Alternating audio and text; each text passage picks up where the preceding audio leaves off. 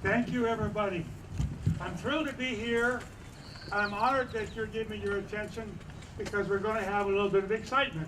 I'm going to tell you some history of things that I've seen in the war, things that I know about, and some of the scenes that I saw I would probably want to forget.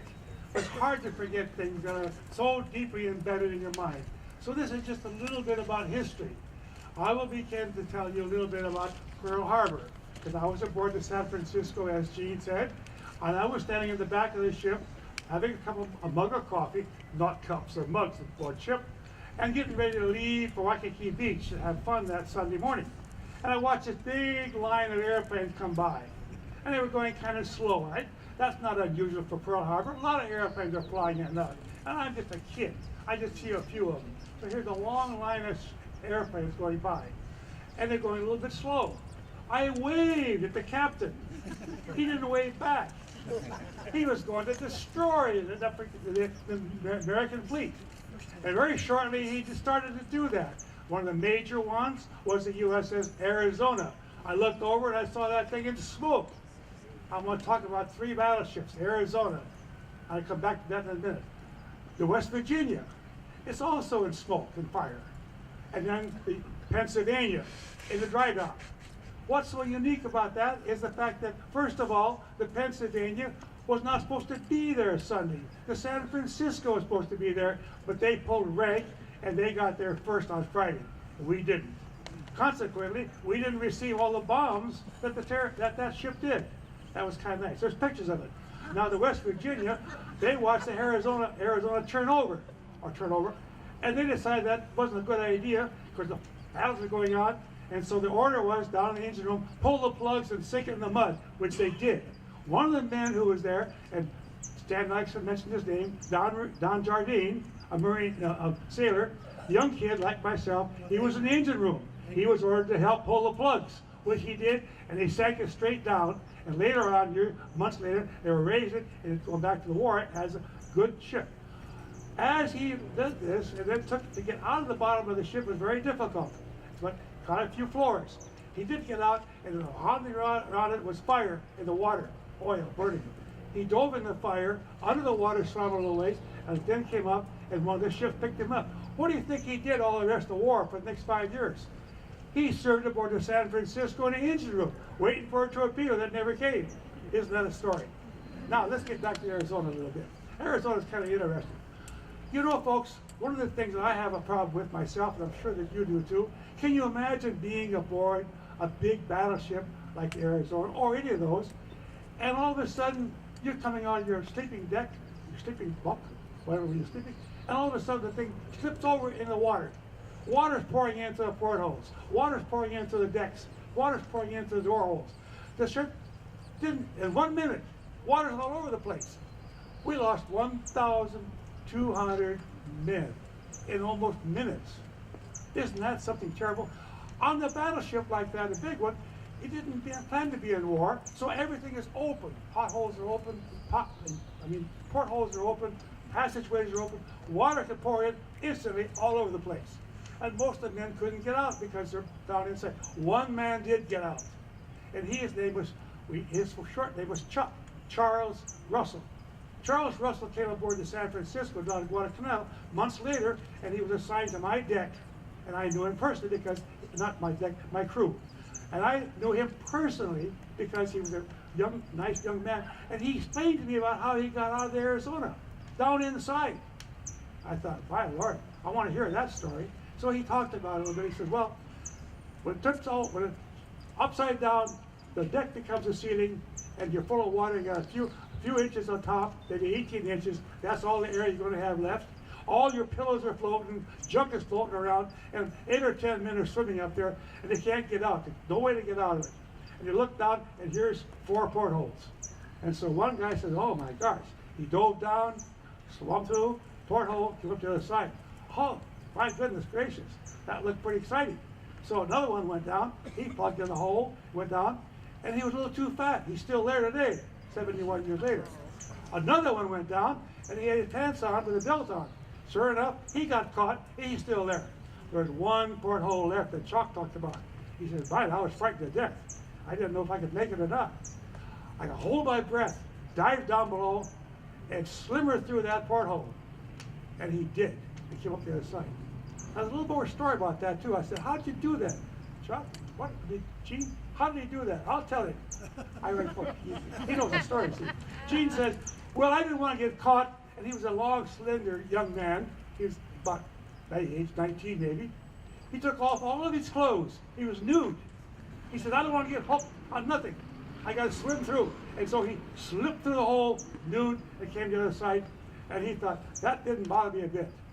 So that's kind of a life story of an individual, of activity aboard ship. Now then, 1,200 men died. I went, that's in January, and saw the monument in Pearl Harbor over that ship. I saw these names all over. I couldn't believe how many they were there. And they, so personal it became. I thought about all the men that never went home, all the fathers that never saw their son, all the girls that were waiting for somebody to come home to get married to.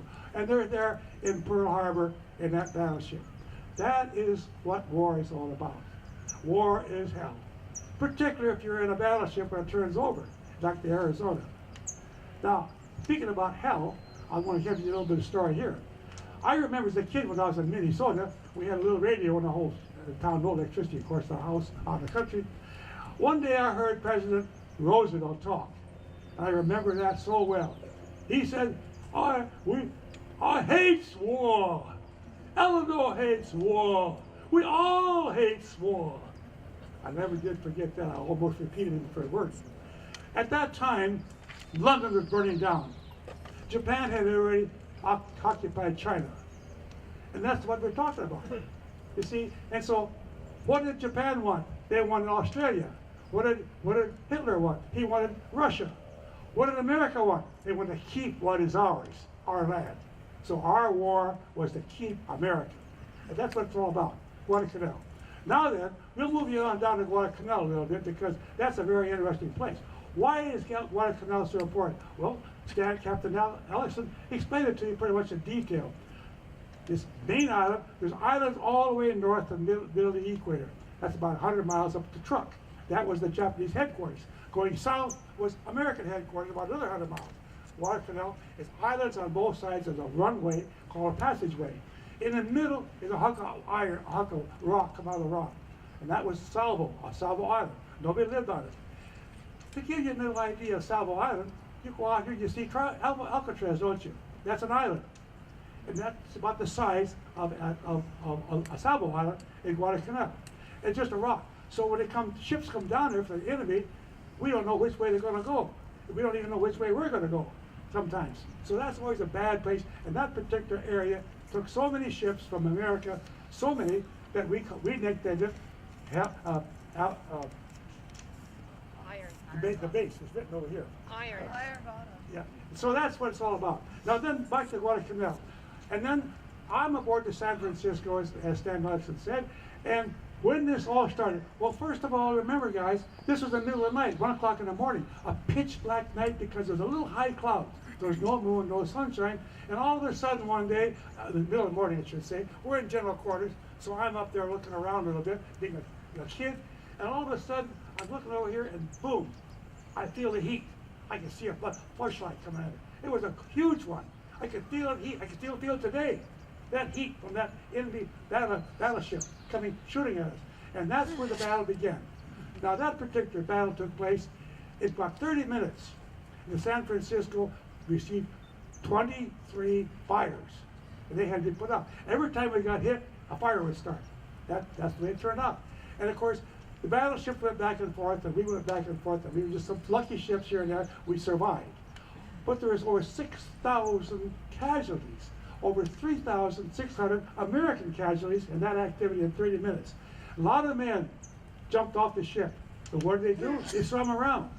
What's waiting for them? A shark. And what's worse than that? Middle of the night. And I looked at that one time. I said, gee, what am I going to do if this thing gets too wild? Do I jump over or do I just stay here? I looked one over. I said, no, I'm staying here. And that's the right decision to make. Now, then you're in the water. And the ships are all moving as fast as they can to save themselves. You might wind up under the ship and the propellers drain you up. That happened to a lot of men. And they're still there. And that's the way war goes.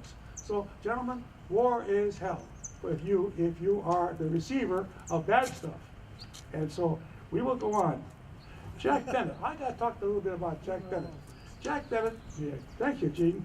He's keeping sure I don't forget anything. Well, Jack Bennett was a very important young man aboard the San Francisco. He was a Lieutenant JG.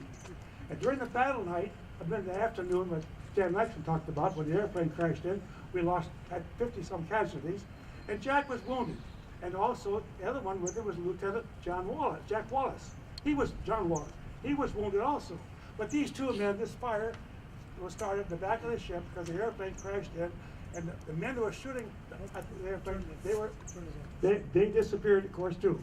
Now, Jack then helped save these men, and he survived. But the ship said, well, you've been wounded now, so you're out. The captain said, you're wounded. And so you're excused.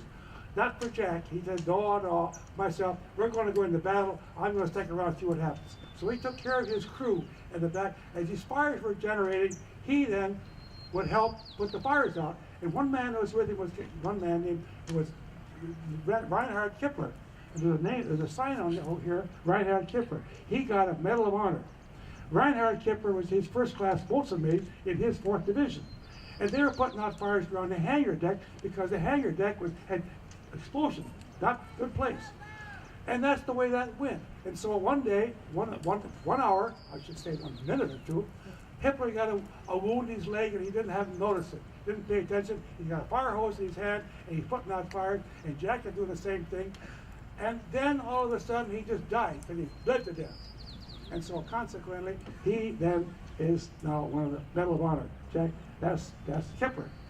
Now then, Jack then went on that same night, and the night went on, the fires went on, and so on. Gene has a question he wants to ask me. So it was the middle of the night, it's dark, you don't have any power, and you're afraid you're going to get fired on again. That's a little bit later, but let me just talk to you just a little bit about that. That's a good question. Thank you. He's taking me back to the command station. The command station is where the wheelhouse is. And that's where the admiral was. That's where the captain was. That's where the officers were. This is where the battle was going on, and then it's kind of coming to an end a little bit, so we got to sneak out a little bit, push away. So the ship has to survive. And so what happened then was the fact that all the men in that was killed except one.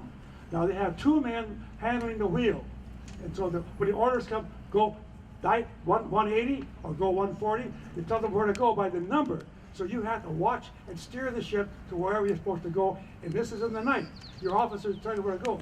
Now the captain, the man that was the chief on the wheel, he was killed also. The only one left was a young kid named Floyd Rogers. Floyd Rogers he grabbed the wheel, and he's the only one in the room. All the rest were laying on the floor dead. He's frightened to death. There's islands all around. Pitch black night. What's he going to do? Well, this went on for 2 hours.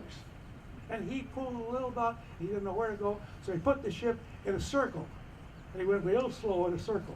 And that's where he went for a long time. Jack, all of a sudden, when he's down the well house putting out fires, he said, gee whiz, what's going on? So four decks up, he lashed all the way, and this was about 3 o'clock in the morning, still black. And he found this kid there at the wheel, frightened to death, almost petrified. And so he said, what can we do to help? What can we do to help? He looked around, and Jack was a very, very neat man. He looked out there, away over the island, land, he saw a little flicker of light, Not the Japanese out there waiting for me. Or it's an American ship. They didn't know, because all of our ammunition and our ship the electricity was shut off. We couldn't communicate to each other, couldn't even communicate to ourselves. So the ship was, let's say, bound by no communications. And here he is. So Jack looked over there and said, what am I going to do? What am I going to do? And he grabbed the flashlight off the wall, 3 cell, and he went, see, Morse code, 1, 2, 3. Morse code, CA38, CA38, CA38. That's our target, our number, the ship is San Francisco, CA38. And so and behold, that ship come back and said, okay. It was a Helena. And they were ready to shoot on it. That's what happened there. Yes, Gene, back to you. Chief Johnny, you think about and you mentioned the Sullivan brothers. Oh, that comes later.